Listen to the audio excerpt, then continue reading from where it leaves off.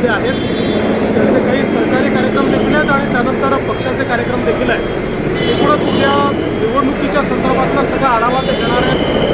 पक्षाच्या कार्यकर्त्यांचीही चर्चा करतील, आमदारांचीही चर्चा करतील आणि मला असं वाटतं की निवडणूक येणप करण्याच्या दृष्टीने हा दौरा अत्यंत महत्त्वाचा दौरा आहे. त्याच्या तयारीच्या दृष्टीने आणि इतरही सगळ्या तयारीच्या दृष्टीने आज मी आणि सिटी रवी असं आम्ही आलो. राजनाथ सिंह यांनी वक्तव्य केलं आहे की स्वातंत्र्यवीर सावरकर यांनी दया याचिका दाखल केली होती, ती महात्मा गांधी यांच्या सांगण्यानुसारच दाखल केली होती. विनाकारण स्वातंत्र्यवीर सावरकरांना बदनाम केलं जातं.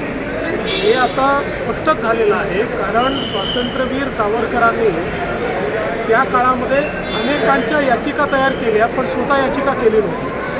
त्यांना ज्यावेळेस आग्रह झाला आणि सांगण्यात आलं की हे तुम्ही करा, त्यावेळेसच त्यांनी केली. हा इतिहासाचा भाग आहे.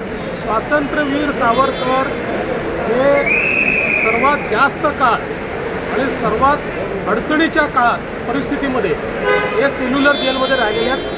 खरी काळ्या पाण्याची शिक्षा ज्या लोकांनी भोगली त्यापैकी ते एक आहे. त्यामुळे त्यांच्याबद्दल जे वाद या ठिकाणी उभे केले जातात अत्यंत चुकीचे वाद. काल तुम्ही एक वक्तव्य केलं होतं, त्याच्यावर अनेक जण टीकेची जोड उडवत आहेत तुमच्यावर. मला अजूनही मुख्यमंत्री असल्यासारखंच वाटतं. हे जे तुम्ही काल बोललात त्यावर खूप टीका होती. असं आहे की माझं वाक्य जर त्यांनी पूर्ण ऐकलं असतं तर अशा प्रकारची टीका त्यांनी केली नसती. मी हे स्पष्टपणे सांगितलं की माझ्यासोबतचे जे लोक आहेत या लोकांनी मला असं कधी वाटू दिलं नाही. म्हणजे त्यांचा किती खंबीर पाठिंबा माझ्यासोबत आहे आणि लोकांचा रिस्पॉन्स कसा आहे.